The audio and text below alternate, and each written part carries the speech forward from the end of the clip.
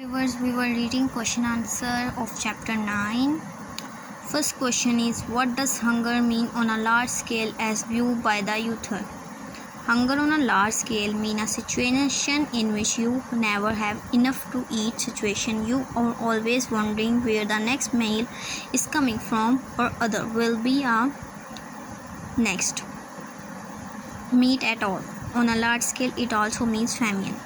What does famine mean? Describe the sum of the great famine of the past. Famine means hunger at a large scale. One of the first record of famine was carved in granite by an Egyptian pharaoh. 9.5 million people perished in a single famine in North China. The Russia famine in 1921-22 killed several million people. 10 million dead in the Great Famine of Bengal 1969-70.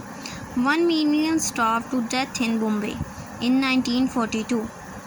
India still faced the worst famine of the century in 1964-65. Third question is, how do the famine occur? And fourth question is, what are the causes of famine? Famine occur due to the following reason: overpopulation, failure of crops due to disease, failure of crop due to lack of rain. What is the main reason of population increase today? The main reason for population increase is the difference between the birth rate and the death rate. The death rate has been reduced by the use of scientific advancement, but the birth rate is still very high in most part of the world. Question number 6. What is meant by birth rate and death rate, and how do they affect the population? A country. Answer. Birth rate means number of births per thousand population a year, and death rate means number of deaths per thousand population a year. The difference between birth rate and the death rate indicates the population growth or decrease. If the birth rate is higher than death rate, means the population is increasing rapidly. What have public health measures to do with the increase of population? The great advancement in public health measures has decreased the mortality rate.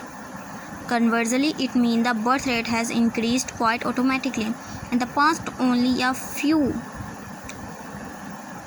babies grew up. Now 19 out of 20 babies become adult. Thus, the advancement is contributing in the increase of population. Question number 8. Account for the high birth rate in the underdeveloped countries. The high rate in the underdeveloped countries is mainly due to the lack of awareness among the people. Moreover, the government and authorities still have been unable to cultivate a desire in individuals to limit the size of their family.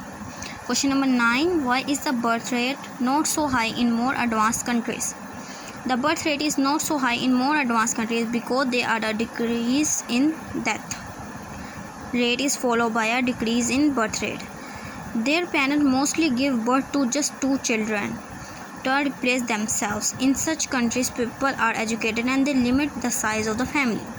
Give a brief account of poor economic condition prevailing in the underdeveloped countries, or what does an underdeveloped country like is characterized by, or which countries can be called underdeveloped.